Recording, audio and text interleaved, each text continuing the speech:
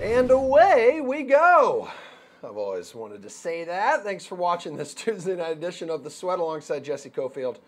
I'm Emerson Lotzia. We're going to dish out more end-of-the-year hardware, plus get you set for tonight's NHL slate. And we have Victor Cruz pranking a bunch of Giants fans. That's cool. You might know something about that. We'll show you later. We'll show you later. We're going to get the party started with DK Live's Julian Edlow and Pierce Dietrich. All right, a.k.a. our NBA panel. This is what we're talking about first, the segment. See if you can watch me here. Ready? Little pick and roll. Pick and roll. Do it at the YMCA. And so we're going to be choosing between the top two options at each position. That was awful. At guard, Bradley Beal of the Wizards has hit 40-plus DK points in 3 straight. He'll cost you $9,200 at Cleveland. Or will you pay out for Russell Westbrook at a chunky 10-6 with the Thunder in Orlando? Go ahead, Jules. Yeah, this has got to be Russell Westbrook for me. He's just always consistently crushed the Orlando Magic. He did not in his last game, but if you look back over the last few seasons, Westbrook in his 6 previous games against the Magic, averaging 79.9 DraftKings points. So essentially 80 DraftKings points a game over the last 3 seasons against the Orlando Magic. That includes last year when Paul George was on the roster. He had a 99.75 DraftKings point game against the Magic in Orlando. So this has just been a smash spot for Westbrook. He's had triple-doubles in 3 straight games. I think it's a discount on him in this spot. Would you consider this a discount for Westbrook, Pierce? I mean, compared to Harden, it's definitely a discount. It was at $3,000 less than old Jimbo. So, yeah, he seems cheap in comparison, and he has just the same amount of upside in a paced-up game. I don't think you can go wrong with either one, but I'm going to lean more towards Beal, take the savings, and an excellent matchup against Cleveland. They struggle against guards. I don't think you really need to think too much about it. The floor is obviously there for Beal. I'll take the savings and save a little bit more with some of the other guard picks, too. Now, in the forward department, we have Blake Griffin, who's delivered at least 46 DK points in his last 6 games. He's got a $9,300 price tag with his Pistons hosting Milwaukee. So you going to go with him or pay down for LaMarcus Aldridge at 8.7? He's just went for 55 fantasy points in his last game. Pierce, where are you going? I'm going to go with LaMarcus Aldridge. With DeMar DeRozan out, he's getting 33% usage. He's facing Phoenix, who allow the most points to opposing centers. Now, Rashawn Holmes is going to be in. He's probably a little bit better of a defender than DeAndre Ayton, but Holmes' numbers probably look good because he's facing backup centers half the time. So it's a great matchup for Aldridge. He's going to get tons of usage. Even if Gay's on the court with him, it's still going to be LaMarcus Aldridge getting everything. 25-plus real points in 4 of his last 5, plus 9 rebounds in 4 of his last 5. He's getting blocks. Yeah, this looks like a LaMarcus Aldridge night for me. Julian, do you agree? You think Aldridge is in a good spot here? Yeah, I'd love to disagree with Pierce here, but with DeMar DeRozan out of the mix, it's really hard not to like Aldridge, especially against a team like the Suns that is so banged up in the front court. This is a spot that Aldridge has not performed well this season. I will say that. In 3 games against Phoenix, he's averaging just over 25 DraftKings points a game against them, which is not very good. But Aldridge has played very well with DeRozan out of the lineup. And when you look at Aldridge's recent game log, in his last 4 games, he has 2 games over 55 DraftKings points, a game of 47 DK points. So Aldridge has been playing well already. And when you get DeRozan's usage off the court, it's really hard not to like him on this slate. Now to the big, beefy men of the association, outside of Anthony Davis, who is out. These are the 2 highest-priced centers on the board. Joel Embiid at 10-2 at Philly, visiting the Lakers, or you can save $700 with Orlando's Nikola Vucevic against OKC. Jules, I read your cheat sheet on the DraftKings playbook. You're picking up what Embiid's putting down. I am. I will say that Vucevic becomes a little bit more attractive on this slate if Steven Adams is ruled out. He's questionable to play for OKC on the other side, a really good defensive center. But either way, I need Embiid in this spot against the Lakers. He's scored over 60 DraftKings points in each of his last 2 games. He's coming off resting in Philly's last game, so he should be well rested for this one in such an ideal matchup against the Lakers, who are really banged up themselves and have no good defensive centers in the middle to begin with. So I don't care that Jimmy Butler is returning to the lineup with that wrist injury. This is too good of a matchup, too good of a spot, and a pretty cheap price on Embiid. Which one of these centers lands on your roster, Pierce? Well, I read Julian's write-up as well, and my advice, learn to code. Nobody? Hey. No, it's Joel Embiid night. Everybody's got to play him tonight against the Lakers, paced up. Tons of usage. I believe last year he scored 100 fantasy points in this game. The only issue, though, is his health, and we'll probably talk about it in the next segment. He's got some sort of stomach issue, so that being a late game is definitely going to worry us. But if he's 100% healthy, he's the top play on the board. All right, we still need you two for Tears of Joy and Showdown Talk coming up. But first, it's a commercial shoot gone horribly wrong with former Giants Super Bowl champion Victor Cruz. Ask him when he's going to propose. Ask him the date. Ask him how many months it's going to take him to propose.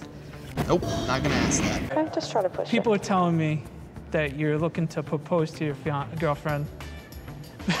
I'm sorry. I'm not doing this. Tracy, I'm not doing this anymore. All right, Victor Cruz, a UMass guy, a Super Bowl champion, salsa dancer extraordinaire, all-around good guy.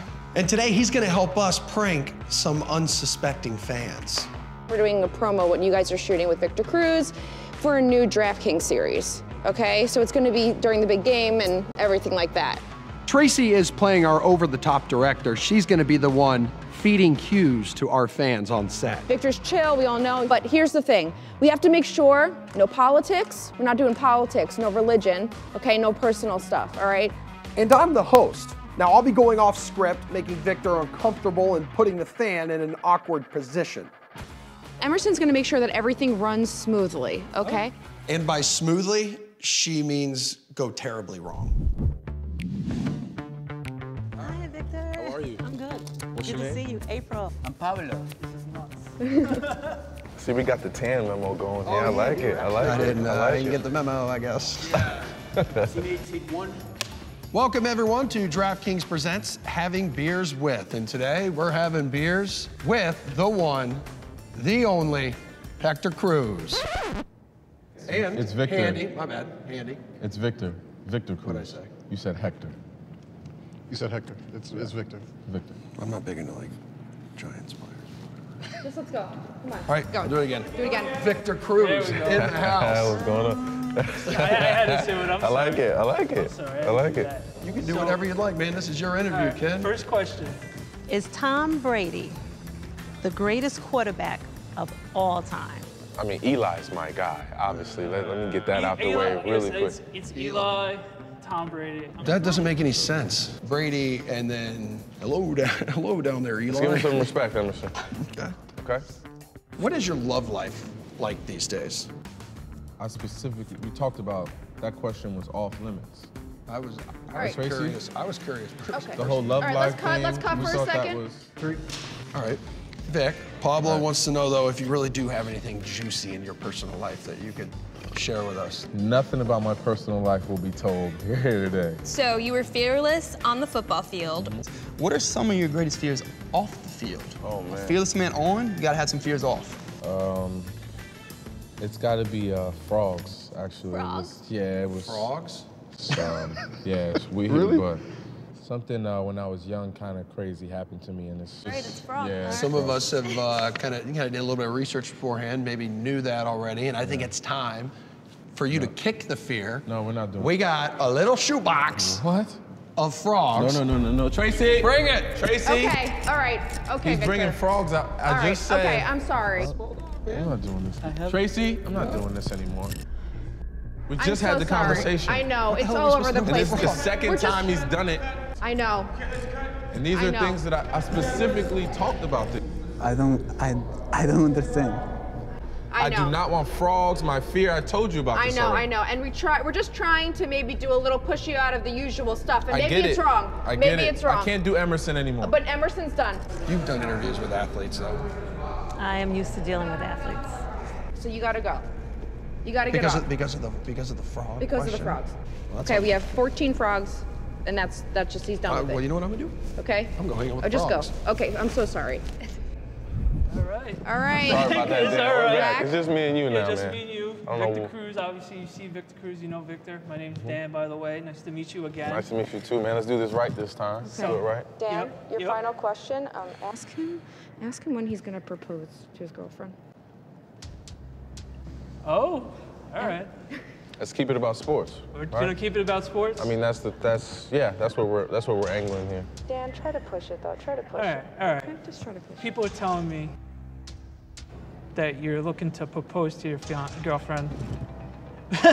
I'm sorry. Are you kidding? Are they telling you to say that? No, I brought it up. I saw it on Instagram. We're ready for one more question, right? Last question of the day. All right, let's just make sure we keep it on topic. Ask him when he's gonna propose. Ask him the date. Ask him how many months it's gonna take him to propose. Nope, not gonna ask that. So, what's that? Nothing. Okay. Okay. So Jericho, just actually just ask him, just like, yeah, Miss Piggy or Kermit the Frog. Okay, so either or, Miss Piggy or Kermit the Frog. Super serious question. You guys are kidding me, right? You guys are kidding me. How does it feel seeing Tom come back and play for the last one? You think this could be his last one? I mean. Let me ask you a question real quick, Chris. How does it feel to be pranked by DraftKings and Sam Adams? Yeah, I'm about to say, y'all about to get my ass. I knew that coming on. There wasn't no way in hell I was gonna ask that. All right, let me ask you a question, Jericho, right? How does it feel to be pranked by DraftKings and Sam Adams? Oh my God, thank God. I was like, there is so much tension. You got pranked. Yo! You're so lost. Oh man, you owe me a selfie, a couple autographs. Oh, yeah, I got Thank you. No problem. And you brought in one of my favorite to do it. football players of all time. I've been pranked! I've been pranked! Got a little heated, but hey, cool off. Sam 76, kid. You've earned it. Nice job, nice job. Most improved.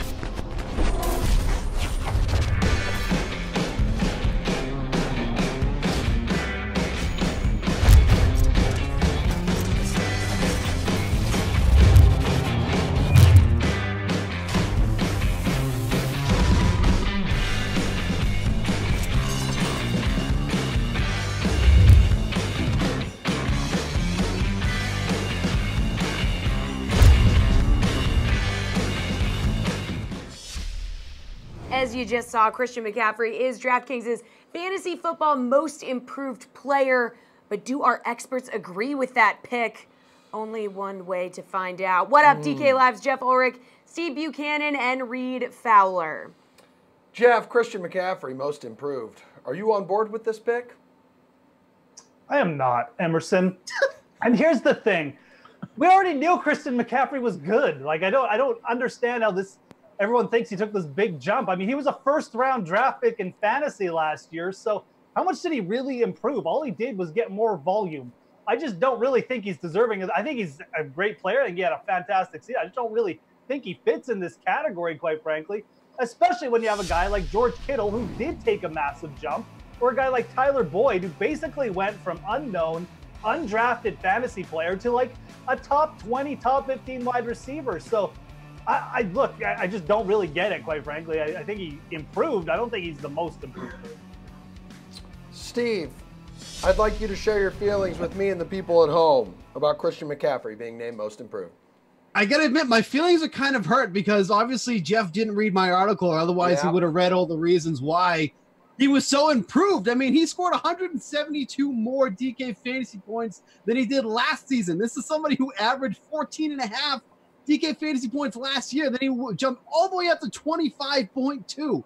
Then he didn't rush the ball for more than 66 yards in a single game last year. He surpassed that mark 6 times this season, and he was such a pivotal part of that Panthers offense. Can you imagine what that offense would have looked like if they didn't have Christian McCaffrey? What are you relying on Devin Funchess? They might have been. Maybe they could have just kept CJ Anderson, who rushes for like 100 yards every game. I mean, that probably would have been okay. It's just volume, though. I mean, Here we go with the volume.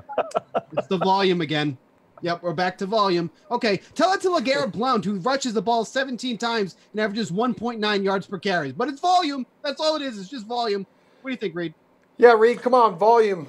Let's go. Yeah, turn the volume down on these guys because they're yelling. But I get what Jeff is saying in terms of Christian McCaffrey and where you drafted him, but his production wasn't really there his rookie season.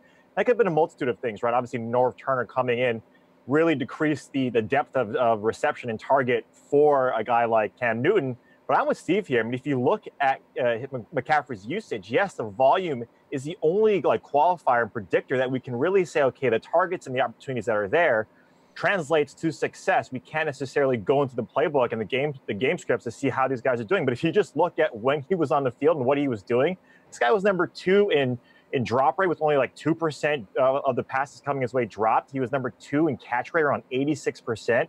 This guy was uber efficient, even for his size, too, running between the tackles, like Steve mentioned. And most improved, we could run down a laundry list of guys who are extremely improved, and Jeff mentioned a couple of them. But yeah, I'm going to agree with Steve here that Christian McCaffrey, of what he did and what he was able to do for that team and our fantasy teams was impeccable. All right, Steven, who else was in the running, in your opinion, for this award?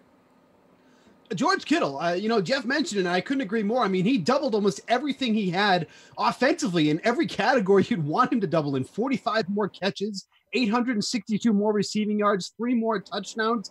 And literally every week, he was like a legitimate tight end option that you could go to and feel good about doing that. And then when you bring all that together, and remember that he essentially did all this with the backup quarterback for the majority of the season, it makes it even more impressive to think that, yeah, Jimmy Garoppolo wasn't that guy. It was Nick Mullins for the majority of the season. So I think that's what's most impressive, but still give it to McCaffrey.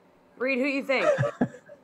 Yeah, I mean, with Kittle, too, to Steve's point, 23% of those snaps, those routes, were out of the slot, which is impressive. And talk about yards after catch. Kittle is one of those guys, and that was the backup to the backup. You're forgetting Jeff's boy, C.J. Beathard, who was in there for a few games. Kittle was quarterback-proof.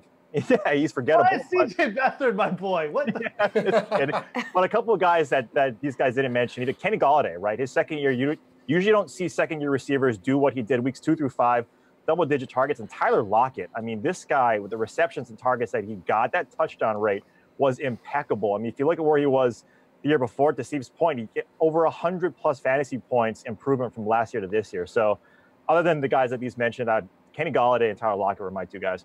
Jeff, I know that you don't agree with McCaffrey, so take it away, please.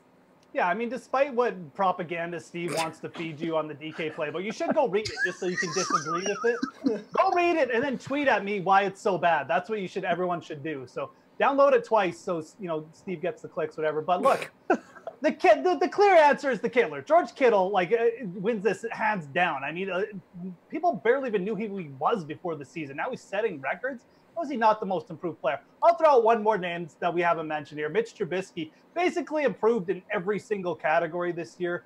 Took a massive leap in completion percentage, quarterback rating, touchdowns, etc., rushing. So that's a guy who definitely deserves serious consideration too. Wasn't he a first-round pick? He was. So okay, so we should have known that. Jeff.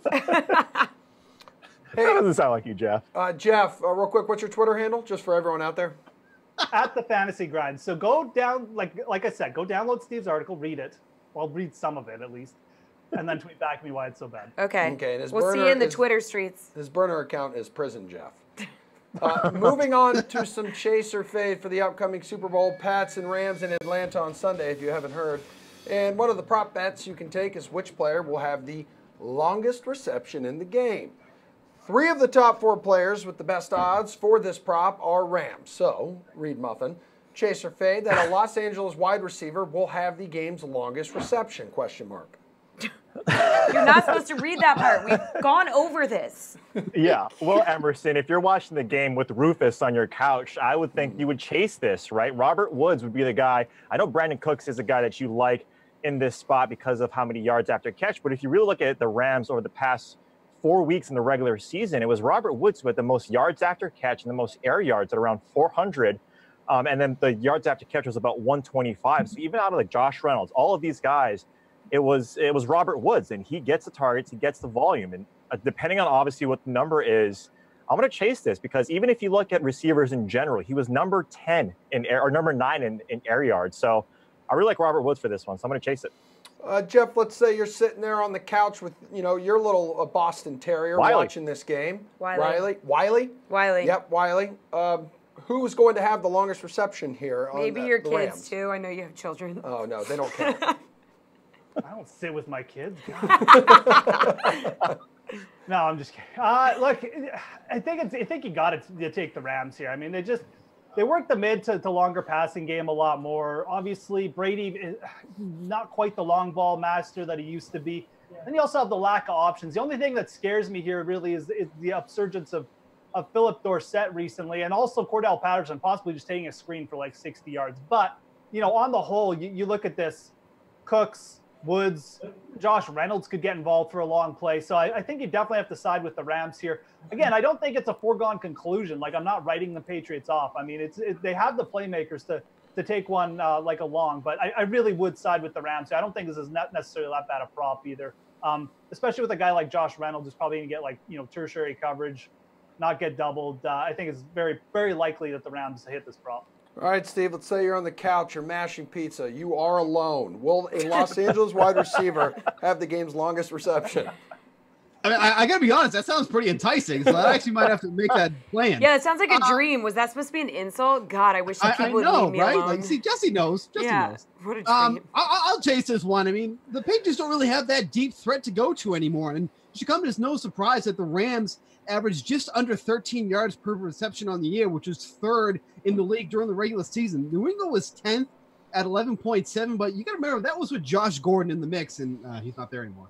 So, like they mentioned, Dorsett definitely could be that guy. Patterson maybe just doesn't really get any targets. He's more of like that change of pace back that they use every once in a while. But when you look at between Cooks and Woods, like you gotta like that there. Josh Reynolds maybe. But it seems like you might see some of Stephon Gilmore, which obviously is not a great matchup here. So Cooks downfield seemed like the most realistic option here. So I'll take that, Brett. Real cool story floating around on Twitter right now, too, having to do with Cooks. He paid for the team custodian and the custodian's son to attend the Super Bowl. So those are the good stories we like during Super Bowl It was week. really cool, yeah. Great. So, guys, total punts by the Rams is another prop that you can take if it strikes your fancy. Quick history lesson for you. In last year's Super Bowl, there was one punt combined, so chase or fade. The Rams will go over the 3.5 punt total set for the big game on Sunday. Jeff, where are you going? I'll fade this for sure. And again, it's not just the history of the last couple Super Bowls that we've seen shootouts. It's just think about it's a one game to win everything, right? This is where coaches will do silly things. They'll go for it. You saw Sean McVay go for that fake punt early in the game. Onside kicks. That's the type of things that I'm expecting to see. Coaches take chances in the Super Bowl because it's a one-game thing. And, usually the aggressiveness pays off. Just look at what happened to Doug Peterson on the playoff run last year, right? So I'm going to take the under here. I'll fade that the Rams kick it 4 times. Again, I just think that these two teams combined fast, efficient offenses. I don't think they're going to punt it 4 times. Steve, you want to fight Jeff on this and chase it? This is a weird subject to fight somebody on, how many punts are going to be. Just fight him. So it wouldn't be my first choice. But, I mean, the Rams were the lowest in the league at punt attempts per game. It was just under 3 for the year. And, it helps that they have Greg Zuerlein in there, and he's such a good kicker. I mean, they took 12 attempts between 40 yards or more on the year with him. So they're a team that is willing to go to him in those type of scenarios and take those really long field goals. So I'll fade this one. I think it's totally liable. And just the pace of game, too. If the Patriots are going to do that slow pace again, like they saw against the Chiefs, that's a lot of punts that the Rams might have to do if they're not on the field a lot as well. So I'm going to fade this one. I think it's close. I mean, it's really not one you can really nail down efficiently, but I'll fade this one. Reed, we got 2 fades. Where are you going? Yeah, make it 3. The Rams specifically, and to their points, the Rams number 3 in offensive touchdowns per game. So, right, these guys score. That's not rocket science. You see it all the time with the Rams, are a high-powered offense, one of the best in the league. And you look at the Patriots, too, as well, to these guys' points. Like, both teams are going to go for it. You even have Gostowski, also one of the best kickers over the last decade. This guy's been kicking. So when you look at the punts and you look at what both teams are able to do offensively, special teams, and all of that considered. And if you look at the Rams, number 1 in punts per play, number 1 in punts per offensive score. So that's the least in terms of that metric. So I'm with these guys. I'm gonna fade, and it's gonna go under. Make sure you go read Steve's article too on the playbook. He goes over all the punters and their metrics and stuff like that too. Hot Take City, sweatometer going off. Great. Steve's just like Bill Belichick 2.0. Loves his punters. Thank you, 3. We'll talk Super Bowl salaries with you later in the show, but first we got to hit the ice with Slate Breaker himself. That's right, folks. We're talking Sticky Puck next. Tyler Sullivan here with your DraftKings Fantasy Flash. Even with the Anthony Davis trade rumors aside, the Los Angeles Lakers continue to make headlines. According to ESPN, LeBron James is inching closer to a return. The Lakers star took part in full-court contact drills in practice for the first time since suffering that groin injury, and the team is hoping that James can suit up on Thursday. LeBron even teased his imminent return on Instagram, saying, quote, "Almost that time again, missed you so damn much," unquote.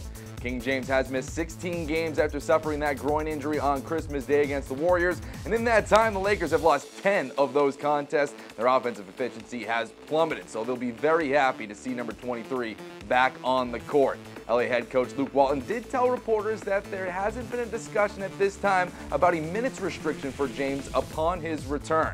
In 34 games played during his first season as a Laker, LeBron has been, well, LeBron. Over 27 points per game, 7 assists, 8 rebounds, which all equates to 52.6 DK points per contest. You know, it's always a good day when we get to talk hockey with DK Live editor Ben Zwyman. Thank the good Lord he's here today. 2 thumbs up. We're not getting like the shooter fingers. Just yeah, there they are. Oh, what's up? Shoot 'em, McGavin. Okay, you know the drill, Ben. We're playing NHL opening face-off, which means you choose between the top 2 players at each position. So only 3 games tonight. Center is a key choice. So Boston's Patrice Bergeron is 7,700 versus Winnipeg. Do you want to go with him, or will you pay down for the red-hot Mika Zibanejad at 6'6" versus Philly? I think I said that right. Dude. You were close. Oh, Not God. I want that high five back. Yeah, I'm going to pay down for Zibanejad, though. I think the Jets-Bruins game will be tight. 2 playoff teams. The Jets are on the second night of a road back-to-back, so I think they'll play a lot of dump and chase, rather. The Bruins do that pretty well, too. Flyers-Rangers, though. I think this game has a lot of scoring potential. Flyers on the second of a back-to-back. Rangers are at home. Zibanejad, 5-game point streak, 5 goals in his past 3 games. He's also over a point-per-game player at home. 26 and 24 games this season. Bergeron's been pretty pedestrian, and he's pretty expensive. He only has 3 assists in his past 6 games. Sure, the Bruins will be a trendy stack tonight, so I think maybe you can get Zibanejad at a little lower ownership. That's what you said. You guys said the same you're pronunciation. like, you were close, and then you said it the same way I said it. So you did like a jog. You're close, Ben. Jog. That was close, but potato, it was tomato. close. It was close. You were really close. All right, here we go. On the wing, you could go with Boston's Brad Marchand for 6'7" against Winnipeg. This guy has 6 points in his last 4 outings. If you're not paying attention, you like him or Artemi Panarin of the Blue Jackets, who has 6 goals in his last 6 games. That's like an average of 1 goal a game. Wow. He's $100 less versus Buffalo. Go ahead, Bean.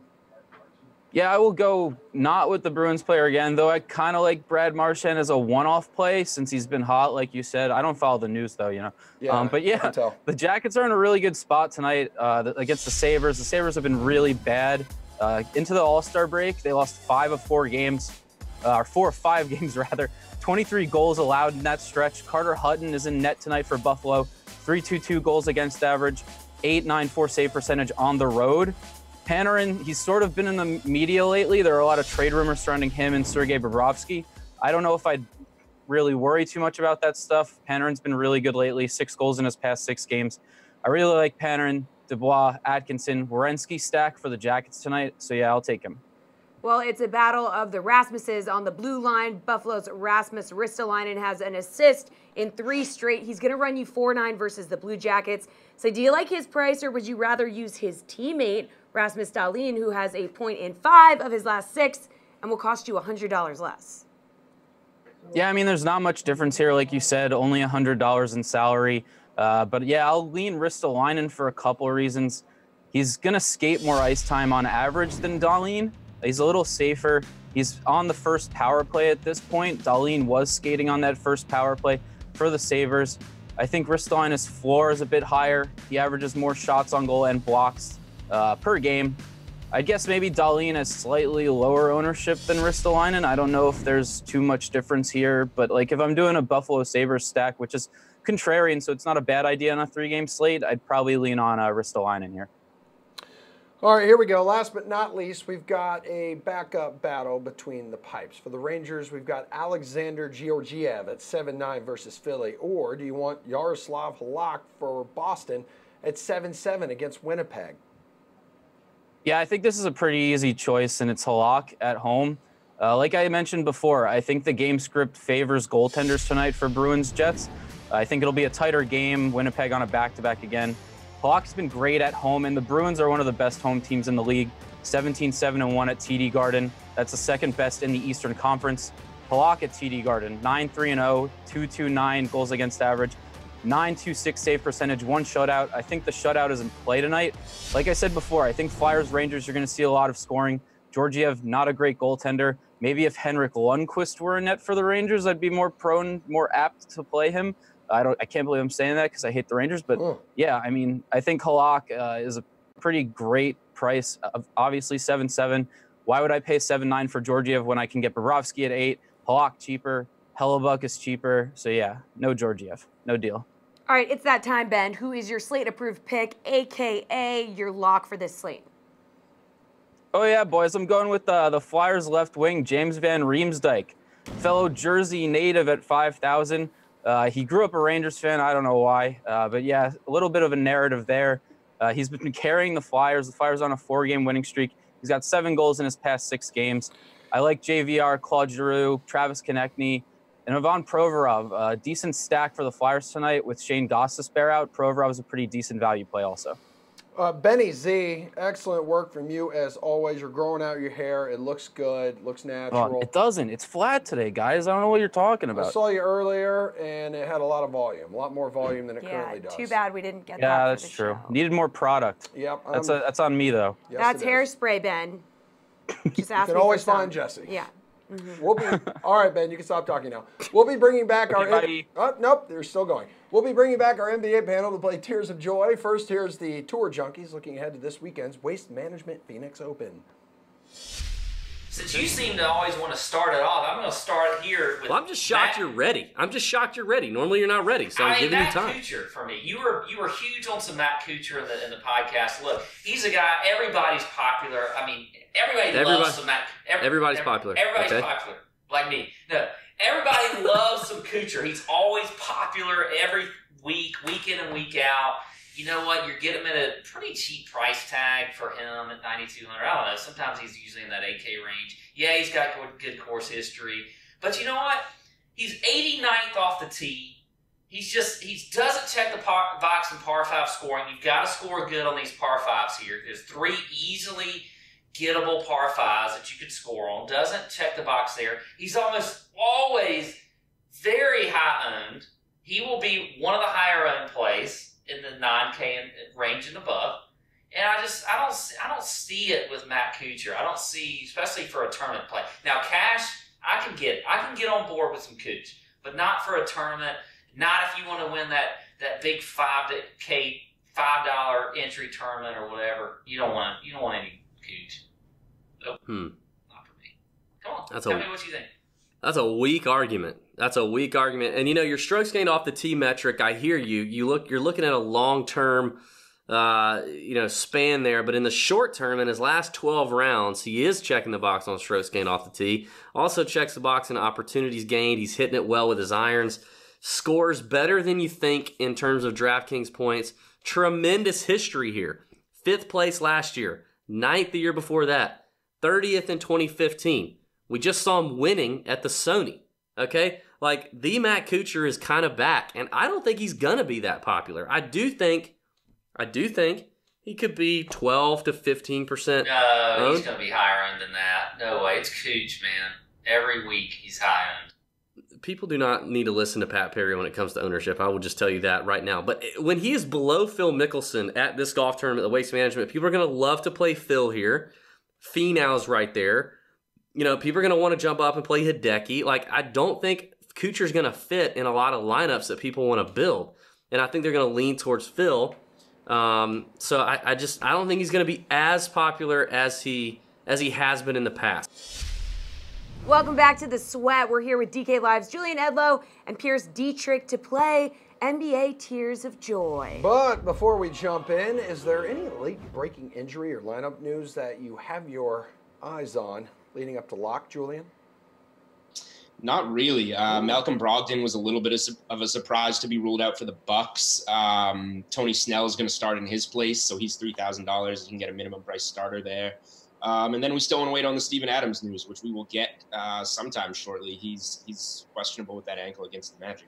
Mr. Dietrich, what catches your eye? I'm in the same place. Snell at the minimum, probably getting 30 minutes tonight. And he's just about a point per minute guy over the last couple weeks, so you might want to slide him in there. It's a cheap deal. And then the Embiid news that he's got a stomach issue, but they're on the West Coast, and they're expecting him to play by the time game rolls around. But if you want to scare yourself, you can worry about that. We all have stomach issues. He could be puking. We don't know. Okay, Pierce, talk to me about Tier 5 while I have you here. I'm thinking he's probably not necessarily going out the hole near the top. If we really want to get the details. It's usually the way the stomach is. I don't know. TMI! Stomach issue it's ambiguous. We'll just say it's ambiguous. You're right. You're right. Sure.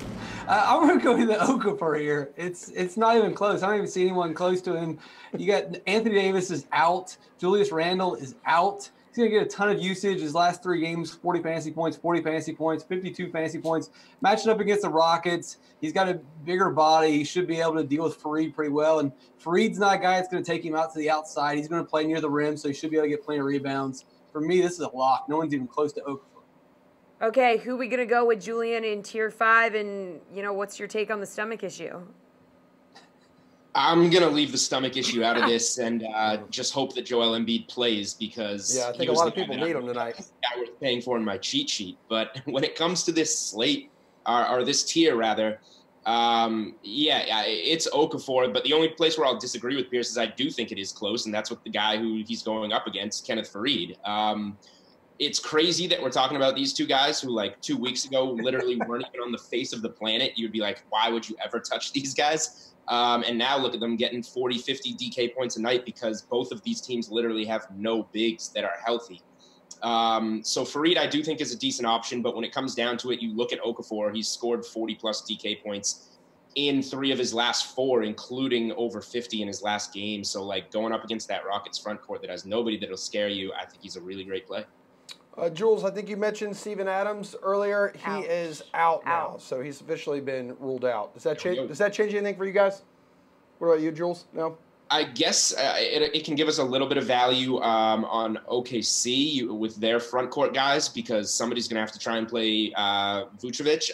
And on that other side, if you want to be contrarian and you feel maybe a little bit worried about Embiid, Pierce seems to think he's really sick. So you can go with Vucevic now that OKC doesn't have that big body to defend him in the front court.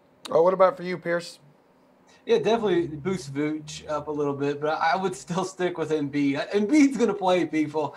I'm not trying to spread fear or rumors. It looks like he's going to play. There's plenty of good centers tonight, and there's value at center. I don't think you need to go anywhere into Oklahoma taking the value there. When it comes down to it, for me, it's still Embiid over Vucevic, even with this news.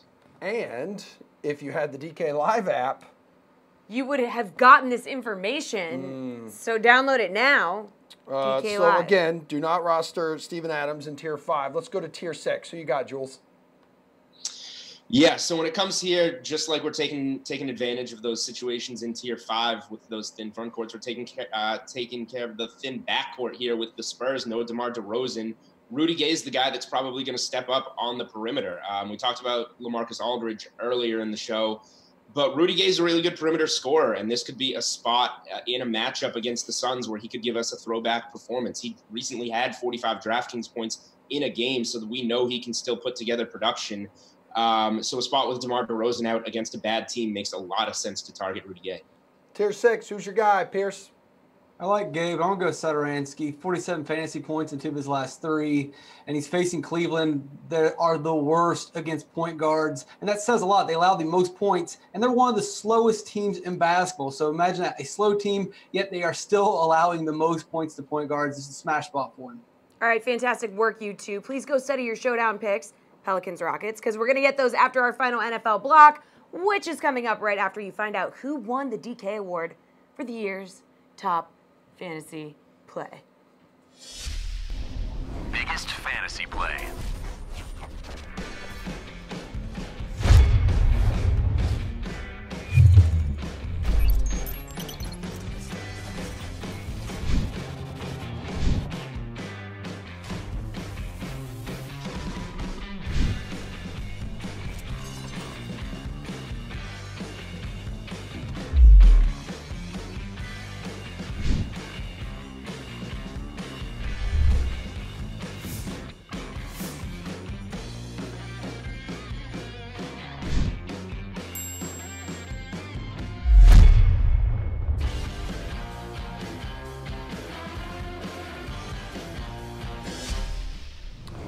We have questions regarding fantasy football, and these dudes have answers, hopefully.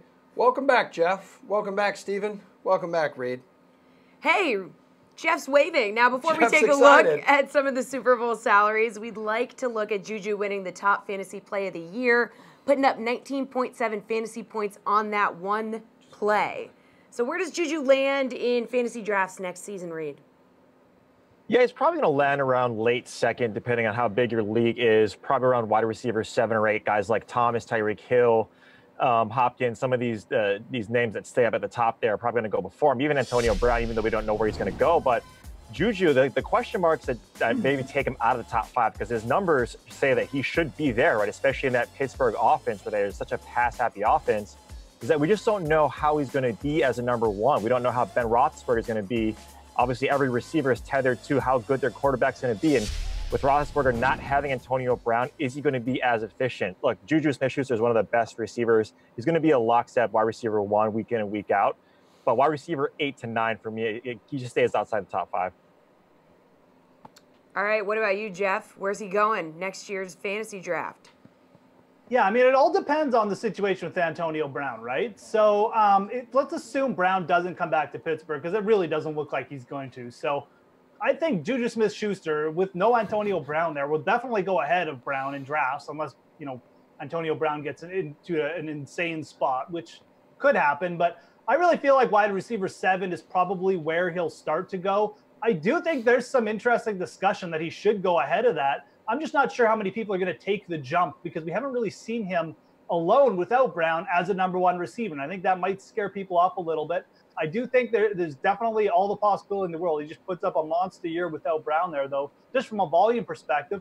And taking him over a guy like maybe Beckham, maybe even like a Julio Jones, who's starting to get up there in age a little bit, I think that might have some validity. So right now I'd say wide receiver 7, between 7 and 9 is probably where he's going to go. Steve, where does Juju land in season-long drafts next season? And I can tell you're just hysterically laughing, so please take it away. I was waiting for it. You heard the word volume from Jeff. That's all that matters. Doesn't matter. It doesn't matter who the quarterback is if he's going to get 15 targets a game because the volume's there. So he's going to perform. Look at That's usually a pretty big thing, Steve. With wide receivers, you like them to get targets. It's something to look at. Can I answer the question? We only have 17 minutes left in the show. We'll allow it. We'll allow it. Oh, producer Steve. The problem is that, wide receiver is just such a stacked position. I mean, you think about some of the other wide receivers you can take in the game. I mean, there's 5 right off the bat that I would definitely take over Juju. So I think this is a perfect spot for him. I will say, though, I think I would like him more than Tyreek Hill. I mean, we've seen Tyreek Hill just go lost for weeks at a time. And if Juju is that number 1 guy, I mean, that's going to be the guy that Ben's going to be going to because, volume, #volume. So obviously that's something you definitely want to look for. But I think at this point in time, mid-second round, I think is a perfect spot for him. Moving on to a game of high-low. Taking a gander at salaries for the Super Bowl Showdown contest, Gronk will cost you $9,000 as a captain, only 6 in the flex. Is that too high or too low? We'll start with the biggest Gronk fan on this panel, Steve Buchanan. Me? I don't mind it for MVP because of the odds, but I think this is a little bit high. I mean, if that last game didn't happen, would we even be talking about Gronk at all? Probably not. I mean, it's just that we haven't seen this from him all season long. It feels like that game last week against the Chiefs was just a little abnormal. He hasn't scored a touchdown now since week 14, 11 targets last week. That was the highest that he's seen in quite a long time here. And then you look at the 5 games prior before his little outburst there, he was averaging 3.8 targets per game. I don't know if that's somebody I want to put into my captain spot, so I just think that's a little too high for him. I get it. He can be someone that can score a touchdown, and in the captain squad, that's definitely what you're looking for. But even besides last week, he just hasn't shown that ability at this point. Reed, thoughts on paying $9,000 for Gronk as a captain? Yeah, I don't mind it in this spot. And look, if you look at the season, the Patriots and what they're able to do, and really when you talk about the Patriots, it's a tale of, 3 different stories, right? At the very beginning, we were always saying, okay, Tom Brady and Bill Belichick, they're done. And then midway through the season, like, okay, they're coming back to form. And now is really when their season starts, when it's the postseason. And Gronk in the postseason, especially in Super Bowls, is the guy that shows up. I mean, he's averaging close to 8 to 9 targets in these Super Bowls, around 70 yards and 7 catches. And he has a touchdown. 1 total touchdown over the last 3. So if you're paying for that historical data of what Gronk's able to do, yes, he's obviously more injured than he was 3 Super Bowls ago, and he's got more tread on those tires. He's a guy that's been involved in every single Super Bowl that the Patriots have gone since 2015, 2016. And again, Tom Brady, who does he trust the most in these big games? It's Edelman and it's Gronk. So I don't mind paying that price. Jeff, do you mind paying that price? No, I think it's too low. So, I mean, I kind of like the price here. And here's the thing. I mean, obviously, Steve's right. He's kind of been phased out of the offense a little bit. He's not quite the guy he was. But we're talking about upside, from a pure upside perspective. Like, is Rob Gronkowski's upside really that much different from Cooks or Woods? I mean, yeah, Cooks and Woods are more consistent, but just in a 1-game scenario, I don't really think it's that different. I mean, Rob Gronkowski obviously had a big game last time, and he's taking on the Rams, who I've said before, they've allowed some massive games to tight ends. So I think given his upside here, his ability to get into the end zone, the matchup, and just the game where we're expecting kind of a quick pace back and forth, I think this is actually too cheap for Gronk. Ooh, too cheap. All right, Rams wide receiver Josh Reynolds is 8,100 as the captain, 5,400 in the flex. Too high, too low, Jeff? It's kind of a similar story with Gronk. I mean, look at the other Rams receivers. Do you know how many touchdowns Brandon Cooks scored this year? I don't know. 5. Yeah, I was going to say say 5. How many touchdowns Josh Reynolds scored? Yeah, that's what you're going to say. Yeah, it's either 5 or 4. 6. I can't remember, but basically the same. And Josh Reynolds wasn't even a starter for all the years. So again, we're talking about upside. We've seen the Rams use him as a mismatch in the red zone ever since Cooper Kupp got injured. The upside for him to score 1 or even 2 touchdowns in this game is there. And I just think this is too cheap. I really like targeting him as a possible captain. Cooks, Woods are fine. They're more explosive players, but the upside with Reynolds as a red zone target is definitely there. We have confirmation it was 5. Thank you to our statistician off the camera, Samir Dauk. Steven, too high, too low?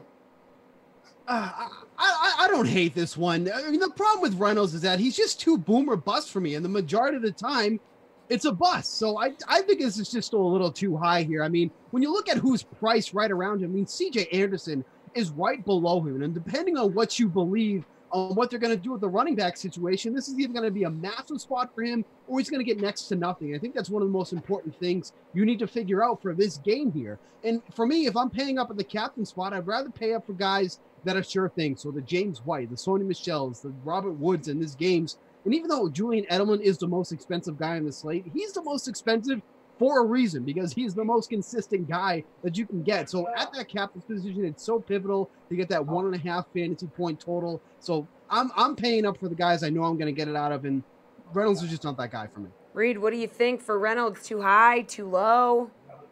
Yeah, I think it's too high. He's a nice contrarian play to Jeff's point. I think not a lot of people are going to have him in the captain spot because of the options. And to Steve's point, you can't really trust a guy, and especially with an embarrassment of riches on offense, when you have now C.J. Anderson as another viable option at that same or around that same price tag, it gets a little fishy getting this guy in your captain spot. He's a good flex. And if you look at these high-scoring games versus San Francisco, right, you get 2 touchdowns versus Kansas City, even for 6 catches, 80 yards, and a touchdown. He is involved in these high-scoring games. So, again, to Jeff's point, if you want to say that this is going to be a fast-paced, high-scoring game, and Josh Reynolds gets that 2-touchdown upside, because we have seen it in 2 games this season, he's a nice contrarian play. But in terms of where you want to go with trust and captain, I'm with Steve on this one, so this is too high.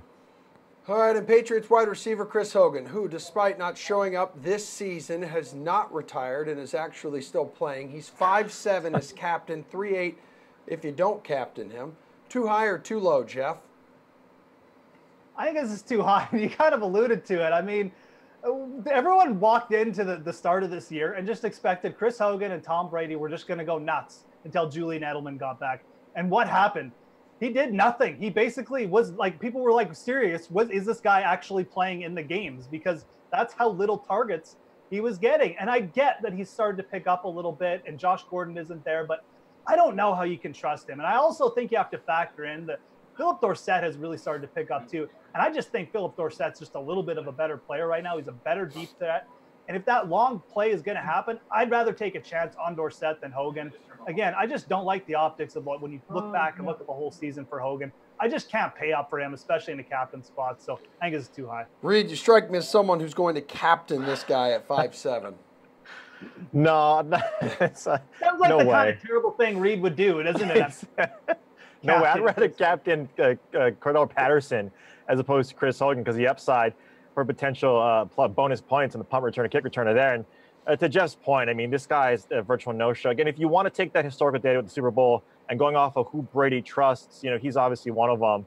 He's getting 7 targets in these playoff games, 5 receptions. And so, he's involved in these bigger games. But throughout the season, and especially with the success of Sony Michel in this power run game, if New England gets up by 1 or 2 scores, we've seen this happen time and time again where they just drain out that clock. And Chris Hogan is not the guy to garner any sort of trust, even if they're behind, right? Even if they're behind, they have much better players to go to. So, too high. Steve, what do you think? Too high, too low, or would you rather captain like Patterson, who was a lot cheaper, and you had Dorsett, who's just $600 more? All right, Dorsett's my dude. I'm going to keep saying it. Super Bowl MVP. So just mark the tape for the 9th time. What's really throwing me for a loop is that last game. And I think Hogan probably drawing Marcus Peters in coverage is what's really struggling with, is what I'm struggling with here. Here's what I'll say to you. If you put Hogan in your captain spot, he's not a guy that's going to get you that big game potential.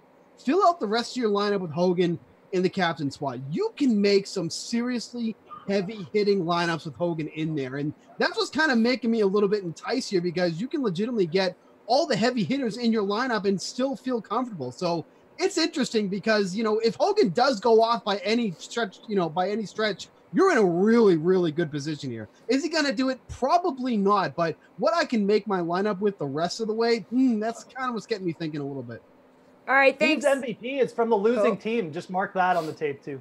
We have a lot of tape Reed, would to you mark. like to say something? No, I'm good. Okay, we'll mark the tape on He that. already had a turn. All right, guys. Thanks for the help. You 3 go enjoy your night and maybe see each other in the Twitter streets. Julian and Piers return to help us with the Pelicans-Rockets showdown contest after this healthy dose of the Pat Mayo experience.